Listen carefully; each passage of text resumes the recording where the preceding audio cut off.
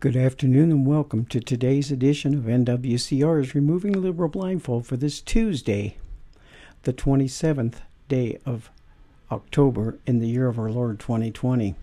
Today's update is to show that the left continues their hatred of America. They all voted against confirming Amy Coney Barrett for a Supreme Court justice, even though she was very, very qualified for the position. Last night's headline from Breitbart News was, Senate confirms Judge Amy Coney Barrett to the Supreme Court. And I can see a vengeful left the next few days over this confirmation, all of them voting against her couldn't stop. The Senate voted to confirm Judge Amy Coney Barrett to the Supreme Court on Monday night, making her the third justice to join the nation's highest court under President Donald Trump. The Senate confirmed Barrett along partisan lines, 52-48. Barrett will become the third justice to join the Supreme Court since Trump took office, after a Senate Republican majority confirmed Judges Brett Kavanaugh and Neil Gorsuch to the court. Senate Minority Leader Chuck Schumer, Democrat of New York, said that the confirmation of Barrett will go down as one of the darkest days in the 231-year history of the United States Senate, unquote.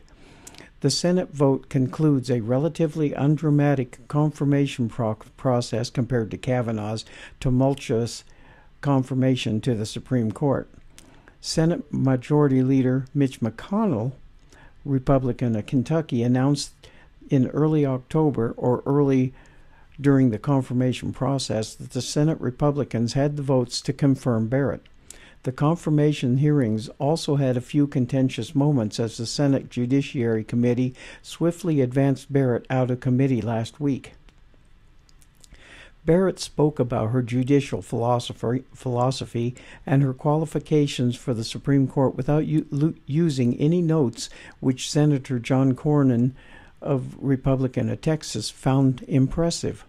The relative case with which the Senate Judiciary Committee managed to advance Barrett led the Washington Post and several leftists to call for Senate Judiciary Committee ranking member Dianne Feinstein's, Democratic of California, retirement. Many leftists were particularly incensed by the Senate Judiciary Committee Chairman Lindsey Graham, Republican of South Carolina, and Feinstein at the confirmation hearing's conclusion.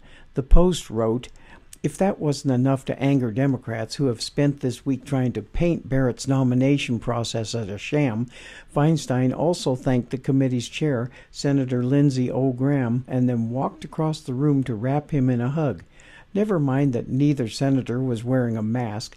Many Democrats were so much more incensed about what that hug symbolized, a final white flag, a compliment for Graham after a comparatively tame week of questioning, that after hours later, at least two liberal activist groups called for Feinstein to go.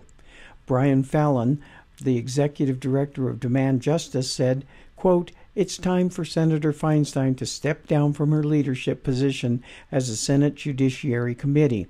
If she won't, her colleagues need to intervene," unquote.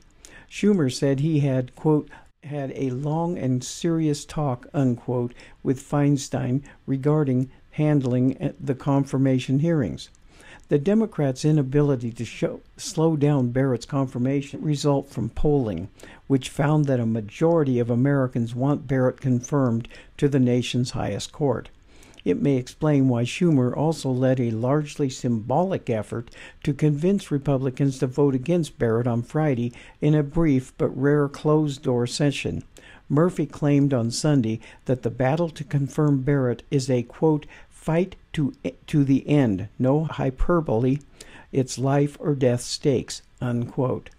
Despite Democrats' tepid opposition to Barrett's confirmation, the Senate approved her on Monday night. Now Supreme Court Justice Clarence Thomas will swear in Barrett to the nation's highest court last night. And now to remove the liberal blindfold here, folks. I said yesterday that Chuck Schumer is wrong, and with this whole thing, Chuck Schumer is still wrong. He and all other Democrats would rather get their way than do anything to save this nation from anything else bad happening, as they would rather get their way than follow the Constitution. The left in our government this year has shown all of us the amount of lawlessness they will go through to get their way.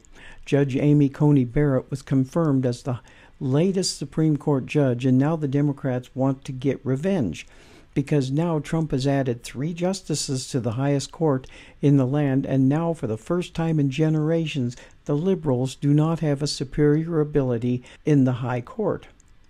This, on top of when President Trump wins the election, the Democrats are going to make sure the next few months are a living hell for this nation because they care nothing for the rule of law if they don't get their way.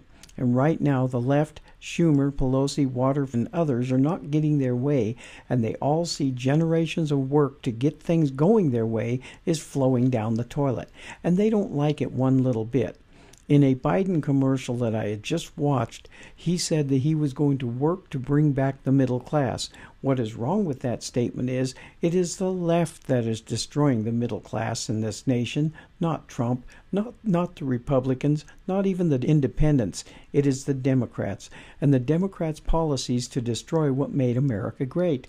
Why else do you think that they went crazy when Trump started his campaign by saying he was fighting to make America great again? Even Pelosi went apeshit crazy over that one.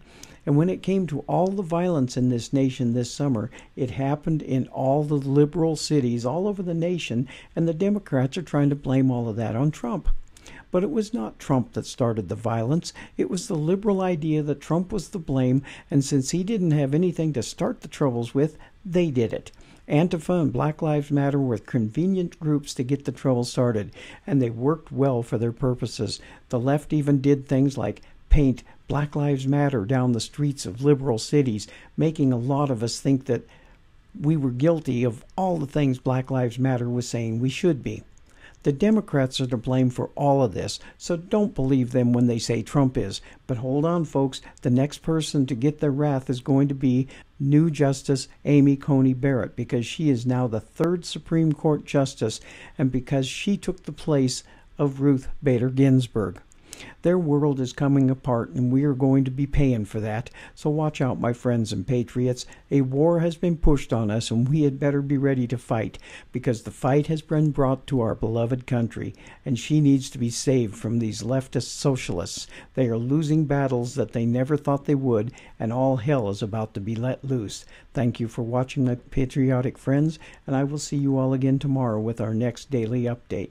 And as a friend of mine used to always say, we will not be ruled. This is Robert the Infidel for today's NWCR's Removing the Liberal Blindfold, which is brought to you by Conservative Nation Media, where America always wins. Have a blessed day, and God bless you all.